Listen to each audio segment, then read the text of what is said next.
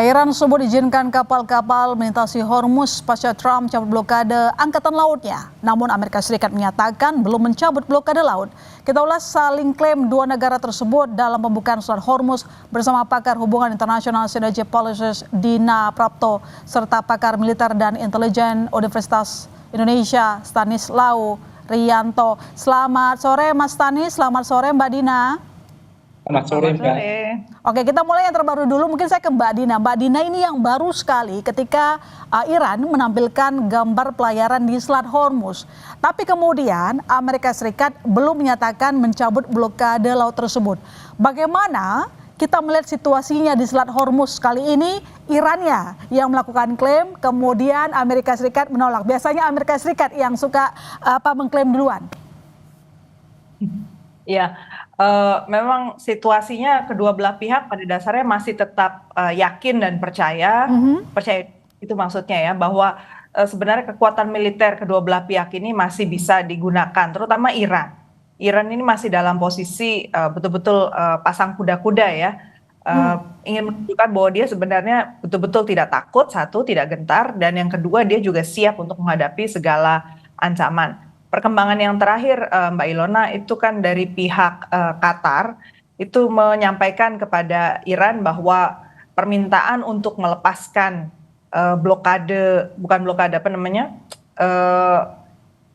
tahanan uang ya yang ada di frozen aset yang ada Iran ada di Qatar itu tidak akan diberikan kecuali belanjanya dari Qatar. Jadi rupanya dalam situasi negosiasi yang tidak langsung ini antara Iran dengan Amerika Serikat, ada saja perkembangan setiap hari yang membuat masing-masing pihak itu merasa masih bisa dapat sesuatu lah dari Iran. Itu sebab kira Iran ini masih pasang pagar setinggi-tingginya ya untuk menunjukkan bahwa dia tidak mau turun gitu. Ya, kalau Mas Tani sendiri melihat pernyataan Iran bahwa Selat Hormuz sudah dibuka, katanya sebenarnya strategi apa di balik narasi tersebut? Ya, Selat Hormuz itu memang senjata paling mematikan Iran untuk dunia, bukannya untuk Amerika. Jadi ini senjata yang sangat powerful menurut saya karena mengguncang ekonomi dunia. Dan kalau kita sebenarnya kan dari beberapa informasi ternyata Iran juga meloloskan kapal milik Rusia dan Cina, diloloskan sehingga ini buat semacam sebenarnya ada peluang di sini buat dunia untuk menghentikan blokade ini karena Cina dan Rusia sudah diloloskan. Tapi di sisi lain ini kan cyber, ini kan perang uras saraf dan propaganda dari pihak Iran. Amerika bukan itu juga dengan caranya masing-masing dengan senjatanya masing-masing. Tapi saya sepakat dengan Mbak Dina tadi bahwa sebenarnya kan banyak orang yang berkepentingan dengan perang ini ingin mendapatkan sesuatu dari perang ini. Jadi sebenarnya ada yang mendapatkan manfaat atau mencari celah-celahan. Banyak pihak yang mencoba mencari celah dari perang ini walaupun kita menjadi korbannya ya, menjadi korban lebih banyak lagi korbannya.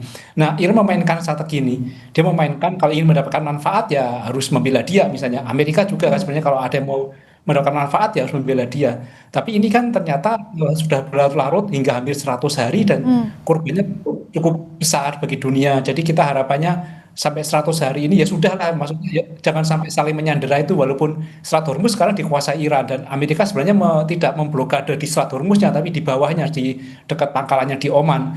Tapi ini juga ekonomi dunia jadi semacam terganggu dan sangat signifikan bagi kita. Tapi ini cyber sih, kedua pihak memainkan itu. Oke, Mbak Dina, ini kan kedua pihak kalau disampaikan memainkan narasinya sendiri ini merupakan cyber begitu dan mereka merasa bahwa punya daya tawar yang tinggi. Nah, tapi kalau melihat posisi katakanlah di negara Teluk, melihat situasi yang saat ini, kemana kira-kira negara Teluk apakah tetap akan setia kepada Amerika Serikat atau sebenarnya sudah mulai ya ngintip-ngintip ke Iran? Mata mereka sekarang sebenarnya ada di Israel. Saya juga melihat bahwa Israel ini kelihatannya mengambil kesempatan yang paling besar dalam segala kesempitan ini. Kalau negara lain di Teluk ini paling enggak karena dia memang bertetangga sangat dekat satu sama lain, kalaupun mereka mengambil keuntungan kayaknya nggak bisa langsung besar-besaran gitu ya. Sebenarnya kalau Israel yang saya perhatikan ini mereka langsung berusaha secepat mungkin mengambil alih Lebanon. Hari ini kan sudah ada serangan sampai ke selatan kota Beirut ya, ibu kota dari Lebanon. Ini satu indikasi yang sangat buruk sebenarnya ya, karena kalau Lebanon itu sampai dikuasai oleh Israel, ini bisa dibayangkan pertarungan ke depannya, jangka panjangnya antara negara-negara Teluk juga Iran dengan Israel ini semakin memburuk. Jadi itu benar-benar lasting ya. It's gonna be a very lasting conflict di Timur Tengah dan situasinya akan sangat berubah dibandingkan masa sebelum JCPOA itu ada atau masa sebelum Amerika Serikat meninggalkan JCPOA atau nuclear deal. Jadi Amerika Serikat ini menurut saya sih main di beberapa kaki nih sekarang ya. Dia mungkin melihat bahwa sebenarnya titik dia sudah cukup lemah, dia nggak bisa kembali ke titik awal sebelum dia meninggalkan JCPOA. Artinya Selat Hormuz waktu itu kan dibuka, sekarang jadi nggak bisa dibuka kan. Kemudian nuclear deal itu sebelumnya yang sudah disepakati paling nggak pengayaan uranium di kisaran 67. Ternyata Iran punya lebih kan, dan dia mau minta sekarang diambil alih seluruh pengayaan uranium, dan jelas-jelas Iran menolak mentah-mentah. Jadi situasi yang awal udah nggak mungkin lagi diambil alih oleh Amerika Serikat. Makanya dia kemudian mencari daya tawar yang lain lagi dengan cara menaruh pion Israel di situ, sehingga situasi di Timur Tengah mau nggak mau kembali bergantung lagi pada niat baik Amerika Serikat. Jadi ini betul-betul sangat fragile ya ternyata situasi gencatan senjata kali ini. Ya, negosiasinya berjalan alot. Ini sebenarnya tidak hanya soal Amerika dan juga Iran belum sepaham, atau sebenarnya memang ada faktor lainnya seperti Israel yang memang tidak mau ada terjadinya negosiasi, Mbak? Israel jelas nggak mau ada negosiasi sih. Dia posisinya pertama mau menghancurkan dulu Lebanon, Hezbollah, jadi atas nama Hezbollah, karena itu salah satu kampanye penting dari Partai Likud ya, partainya Netanyahu, bahwa Hezbollah itu harus dilumpuhkan. Dan Hezbollah terbukti masih bisa terus melakukan serangan juga ke Israel. Itu satu. Sisi yang kedua, Iran belum menyerah, dan Iran belum bisa dikatakan lebih lemah daripada sebelum perang ini dimulai. Jadi artinya dua agenda Israel ini belum tercapai. Demikian pula agenda Amerika Serikat ya, belum ada yang tercapai juga. Iya, belum ada yang tercapai. Mas Tanis, kalau dilihat kan dari Trump sendiri memperketat syarat perjanjian namanya program nuklir Iran. Sementara kalau kita lihat Teheran menegaskan tidak akan menyepakati kesepakatan apapun sebelum hak-hak nasionalnya dijamin sepenuhnya. Artinya jalan menuju negosiasi yang disepakati kedua belah pihak ini masih sangat jauh. Ya, apa yang tampak di permukaan, yang di media-media pasti berbeda dengan yang sekarang sedang dinegosiasikan antara penghubung Iran dengan penghubung Amerika. Channel-channel mereka terus bekerja. Tapi yang menarik sebenarnya tadi yang Mbak Dina sampaikan bahwa Amerika menggunakan pionnya Israel, saya malah berpendapat sebaliknya. Jangan-jangan ini Amerika menjadi pionnya Israel, jangan-jangan Amerika yang menjadi pion Israel, jangan-jangan ini bisa saja terjadi seperti itu sih. Karena yang paling berkepentingan dengan nuklir itu sebenarnya Israel. Israel merasa sangat terancam dengan keberadaan Iran karena senjata Iran ini kan dalam radiusnya Israel dalam radius senjata Iran. Jadi yang paling terancam jika nanti Iran menggunakan senjata nuklir itu Israel. Nah makanya dalam perundingan ini kan setengah mati Amerika soal uranium, soal nuklir supaya Israel aman. Sebenarnya kan Amerika jauh ya, dia tidak ada kekuatan itu. Makanya ya saya boleh berbeda pendapat nih, jangan-jangan Amerika menjadi pionnya. Dan ini kalau memang Amerika menjadi pionnya, maka sebenarnya yang nanti menjadi penentu dalam perundingan ya jangan-jangan bisa jadi Israel, kecuali pecah kongsi. Ketika Amerika pecah kongsi dengan Israel, tapi kayaknya mereka pecah kongsi juga sangat sulit sekali karena sudah lama sekali mereka menjadi sehidup semati, jadi nampaknya sangat susah. Jadi Anda lihat sekarang bukan ada perpecahan antara Amerika Serikat dengan Israel? Ada yang menduga seperti itu, ada indikasi-indikasi yang nampak kongsi, tetapi saya kira ini karena kepentingan masing-masing yang kuat. Amerika punya kepentingan misalnya soal politik, soal ekonomi, Israel juga penting soal keamanan. Jadi ini nanti yang bisa memecahkan mereka soal kepentingan yang berbeda. Iya, seberapa kuat sih daya tahan dari Iran ini mempertahankan sikap mereka? Menurut Anda dari segi mungkin ketahanan militer? Sangat mengejutkan memang ketika dalam global firepower itu kan Amerika nomor 1, kemudian Israel nomor 15, Iran nomor 16. Hingga 100 perang, Iran itu belum kalah. Belum mengibarkan bendera, dan bahkan tetap siap sedia, bahkan malah latihan-latihan militer, mereka memamerkan senjatanya. Ini sangat mengejutkan. Jadi nampaknya indeks atau peringkat militer dunia ini harus dikoreksi karena ketahanan Iran itu ternyata cukup tinggi. Minimal indeks ketahanan negara Iran saya lihat cukup tinggi dibandingkan Venezuela misalnya 1 hari 2 hari langsung kalah ya. Iran berbeda. Jadi ini mengubah pandangan dunia terhadap Amerika dan Iran tentu saja. Ya, tapi kalau misalnya kita kembali lagi ke Hormuz yang berita terbaru ini, apakah ini merupakan bentuk ketidakpercayaan pada dua pihak?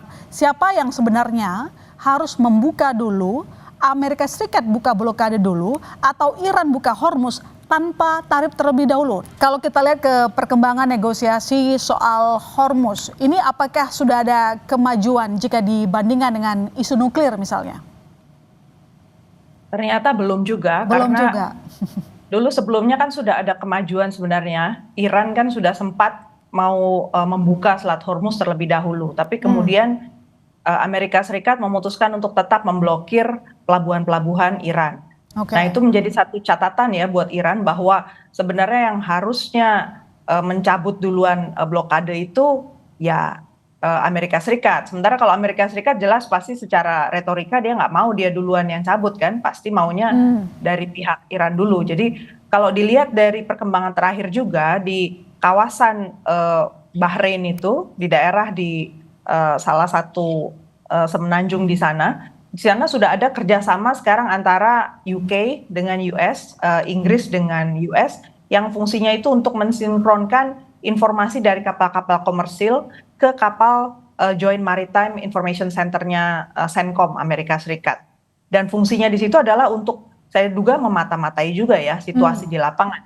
Dari pihak Iran pastinya mendengar perkembangan ini, apalagi cakupan dari wilayah pemantauan dari US NAVCEN ini cukup luas ya, mulai dari Laut Arabia, Laut Merah, Oman, sama Gulf of Oman, sama Indian Ocean. Jadi ini efeknya berarti ada kemungkinan Amerika Serikat juga sedang mempersiapkan sesuatu lagi gitu loh. Yang itu yang kita nggak tahu. Jadi tadi seperti saya katakan di awal, Qatar dalam posisi yang ternyata masih bisa diubah, mencoba mencari celah dia mendapatkan sesuatu lagi dari Iran. Sementara Israel masih dalam posisi mencoba mendapatkan keuntungan juga dari situasi ini. Jadi kalau saya sih melihatnya dari pihak Amerika Serikat dengan Israel ini, mereka saling diuntungkan ya. Jadi kalau dilihat dari Israel yang cuma penduduknya 10 juta, nggak mungkin juga sih secara jangka panjang mereka menguasai Amerika Serikat. Justru pasti Amerika Serikat yang lebih kuat dan punya pengaruh. Tinggal masalahnya Israel ini saat ini juga masih didukung oleh pemberitaan terakhir dari Al Jazeera ya. Mereka menerima pasokan senjata dan juga pesanan membuat senjata dari 51 negara di dunia. Jadi artinya bukan cuma negara-negara yang di Teluk ternyata yang sedang mencari keuntungan dari situasi ini, tapi ada lebih banyak dunia juga yang diuntungkan dari bisnis persenjataan yang dilakukan oleh Israel. Tapi bagaimana dengan mungkin keterlibatan negara Teluk atas nasib Selat Hormuz ini? Negara Teluk ini sekarang masih menahan diri ya. Yang saya lihat mereka masuk informasinya itu lewat Pakistan, lewat Qatar dalam proses negosiasi. Tapi kalau dalam open statement mereka kelihatannya sangat membatasi diri apa yang dia sampaikan. Jadi mungkin dia masih menunggu juga posisi Amerika Serikat. Iya, kalau menurut Mas Tanis bagaimana posisi negara Teluk sejauh ini melibatkan mereka terkait dengan nasib Selat Hormuz? Mas Tanis? Saya kira bukan hanya negara Teluk, tapi negara NATO. Hati-hati dalam melawan Iran karena Iran punya persenjataan yang bisa menjangkau mereka. Jadi peluru Iran ini bisa sampai jangkauan 5.000 km dan ini masuk wilayah negara-negara NATO, apalagi negara Teluk. Jadi mereka hati-hati sekali. Hati-hati karena apa? Membela Amerika juga mungkin dampak bisa kena Iran, membela Iran juga kena Amerika. Jadi mereka memilih untuk posisi netral. Saya kira ini posisi yang paling aman dan paling baik melihat situasi ini, karena jika ada negara yang ikut serta masuk, ini bukan nambah perang semakin reda, tapi akan semakin berantakan saya kira situasinya. Kita lihat seperti Rusia juga, Cina, ini kan semua orang tahu bahwa ini membantu Cina, membantu Iran juga, Cina kemudian Rusia juga membantu, tapi tidak dinampakkan secara terbuka. Kita lihat ketika kunjungan Amerika ke Cina, nampak sekali bahwa ada yang mengatakan bahwa Presiden Trump nampak sekali meminta-minta pada Cina, tapi ini kan menunjukkan bahwa Cina membantu Iran. Jadi saya kira memang yang baik adalah tidak membantu mereka untuk berperang, tapi sebenarnya membantu mereka untuk menghentikan perang. Baik. Jadi pertemuan Trump dengan Xi Jinping kemarin, lalu kemudian nanti next dengan dengan Rusia begitu, dengan Putin, apakah Anda tidak melihat ada harapan mungkin bagi kedua negara menengahi atau menjadi sponsor dalam kemeja negosiasi, atau justru menurut Anda kedua negara masih akan bersebelah kepada Iran? Saya yakin kalau dalam pertemuan formal pasti kedua negara ingin perang segera berhenti. Semua menginginkan ini ya. Jadi semua sepakat harus mewujudkan perdamaian dunia, mewujudkan unsur-unsur kemanusiaan. Tetapi kan ada kepentingan-kepentingan lain di balik itu ya. Dan pasti akan beda apa yang disampaikan di antara kepala negara dengan yang di lapangan jika mereka punya kepentingan lain itu kan. Tapi harapan saya Trump sudah mau datang ke Cina. Ini kan menunjukkan bahwa dia sebenarnya meminta bantuan Cina untuk mengendalikan Iran. Sekarang sebenarnya saya setuju tadi bahwa sebenarnya Amerika buka dulu lah itu. Yang di bawah Oman itu yang masuk ke Selat Hormuz itu. Kalau itu dibuka dulu, harusnya Iran akan buka. Karena Selat Hormuz itu menjadi otoritas Iran. Sementara Amerika kan tidak punya otoritas di situ. Dia jauh sekali negaranya. Harusnya Amerika membuka dulu, kemudian Iran membuka. Tapi ini kan keras kepala kan, sama-sama keras kepala. Amerika tidak mau meninggalkan Iran dengan kekalahan. Ini pasti akan menjadi masalah di karir politiknya. Makanya dia sebenarnya nyari strategi, exit strategi dari Iran itu seperti apa supaya dia pulang bukan dengan malu. Tapi situasi ini kira-kira akan berlangsung sampai kapan ya? Meskipun sudah ada perjalanan diplomasi baik dilakukan oleh pihak Iran maupun pihak Amerika Serikat, Trumpnya sendiri turun gunung ke China. Ya kalau Iran kan sudah lama, udah 40 tahun, 50 tahun dia kuat sih. Kalau misalnya bertahan 1 tahun lagi, saya yakin Iran masih kuat. Persoalannya adalah Amerika. Ada sudah tuntutan soal budget, soal politik yang sudah 500 triliun itu bagaimana dampaknya. Saya kira tergantung Kongres Amerika juga, Senat seperti apa, ketika nanti setuju perang ya masih bertahan. Tapi kalau tidak setuju, apalagi terkait biaya, saya kira akan segera berhenti. Dan paling strateginya bagaimana supaya berhenti itu tidak memalukan Amerika. Baik. Mbak Dina, sudah beberapa minggu lalu pertemuan Trump dengan Xi Jinping terjadi begitu ya. Tapi menurut Anda apakah sudah ada hasil tanda-tanda yang baik? Karena sebelumnya Anda mengatakan Amerika Serikat tengah mempersiapkan sesuatu yang kita tidak tahu. Yang kalau diterjemahkan mungkin maksud Anda sinyal untuk negosiasi yang diharapkan oleh Amerika Serikat bisa saja tidak terwujud. Kalau kita bicara soal China ya dalam gambar ini, saya melihat informasi terbaru yang disampaikan oleh Pete Hegseth ke media itu menunjukkan bahwa Amerika Serikat masih berusaha meyakinkan para pemimpin negara lain, juga para konstituen dia di dalam negeri, bahwa meskipun senjata mereka itu menyusut jumlahnya, bahkan butuh waktu sampai 6 tahun ke depan baru bisa normal kembali, mereka masih sanggup menyerang Iran. Jadi poinnya itu, sebenarnya dari pihak China pasti bisa melihat, wah ini momen pas ini, justru biarkan saja Amerika Serikat untuk maksimal dulu dia menggunakan segala kekuatan dia. Karena baru pada titik yang lebih lemah, China bisa masuk dan menawarkan satu poin untuk bisa dinegosiasikan. Karena kalau posisinya masih sama-sama merasa mampu, seperti yang sekarang kita lihat Iran sama Amerika Serikat, kan ujung-ujungnya nggak ada yang mau lebih dulu menyerah kan, atau membuka jalan lah gitu. Dan jangan lupa sekali lagi ini negosiasi di antara Iran sama Amerika kali ini itu posisinya nggak langsung. Jadi ada perantara-perantara yang menjadi penyampai informasi.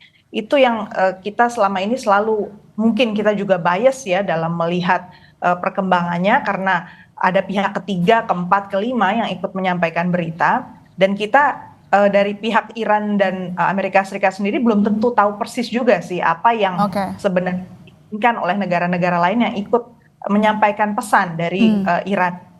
Ya, terkait dengan permintaan kompensasi oleh Iran, apakah menurut Anda nantinya Amerika Serikat bisa memenuhi permintaan tersebut? Pada satu titik menurut saya memang harus ada sih kompensasi, karena kalau nggak ada kompensasi, Iran saya kira dia akan tetap berkeras untuk melakukan atau mempertahankan posisinya soal nuklir dan soal Hormuz. Nggak mungkin lah Iran itu dalam sudah melalui begitu panjang masa ketegangan selama ini lalu pergi begitu saja kembali ke posisi nol seperti sebelum perang. Gitu. Tapi apakah mungkin bentuknya dalam hal memberikan begitu kewenangan pengenaan tarif tol di Selat Hormuz? Bisa saja. Bisa saja. Bisa saja. Dan yang Tapi yang saya duga Iran mau sebenarnya masih lebih dari itu. Itu aja nggak cukup karena dia butuh untuk perbaikan ekonominya. Makanya dia tetap push untuk minta paling nggak $6 billion kan dia minta untuk atau itu yang disebut lah di media massa dari asetnya dia bisa dibuka gitu, bisa dilepas. Oke, tapi Mas Talis ini kan sebenarnya kan dari pihak Amerika mengatakan loh itu kan perairan internasional harusnya tidak dikenakan tarif tol di Selat Hormuz begitu. Sementara Iran bersikukuh bahwa ingin menerapkan tarif tol. Jadi menurut Anda di mana jalan tengahnya nanti? Ya ini kan menjadi suatu yang menguntungkan Iran membuat sistem baru setelah perang. Jadi dia mengambil manfaat juga dari situasi ini. Ya saya kira bisa saja Amerika kalau tidak mau memberikan ganti rugi dia nanti akan merestui ini. Jadi supaya untuk memberikan ganti rugi direstui saja itu ada tol itu. Tapi ini kan nanti akan menjadi beban bagi perekonomian dunia itu pasti akan ditolak. Makanya ini perlu pihak ketiga sebenarnya pihak ketiga yang lebih untuk menangani ini. Kalau enggak mereka akan otot-ototan terus nggak akan selesai. Ya, jadi kira-kira exit strategi apa yang nanti akan diambil baik oleh Iran maupun Amerika melihat ini sudah berjalan cukup lama ya? Ya kalau Amerika kan nanti paling mengatakan kami telah berhasil menaklukkan Iran, mengatakan menang saja, mengatakan menang pergi, dan Iran juga mengatakan kami belum kalah dan kami berhasil mengusir Amerika, sama-sama mengklaim menang. Itu yang mungkin akan terjadi. Karena kalau misalnya satu kalah satu menang tidak akan mungkin. Yang kedua adalah jeda tanpa batas waktu. Jadi mereka mengakhiri perang tetapi tidak mengakhiri permusuhan, dan mungkin permusuhannya akan dilaksanakan di lapangan oleh Israel. Jadi ada serah terima ke Israel, nanti perangnya dilakukan oleh Israel. Saya kira itu menjadi skenario terburuk yang akan terjadi di luar tetap perang ya. Tapi skenario paling baik ya sebenarnya sama-sama menyelesaikan dan saling mengklaim menang. Udah itu nanti menjadi skenario terbaiknya harusnya. Oke, baik, terima kasih Mas Tanis dan juga Mbak Dina telah bergabung di Sapa Indonesia Malam. Sampai ketemu lagi, sehat selalu.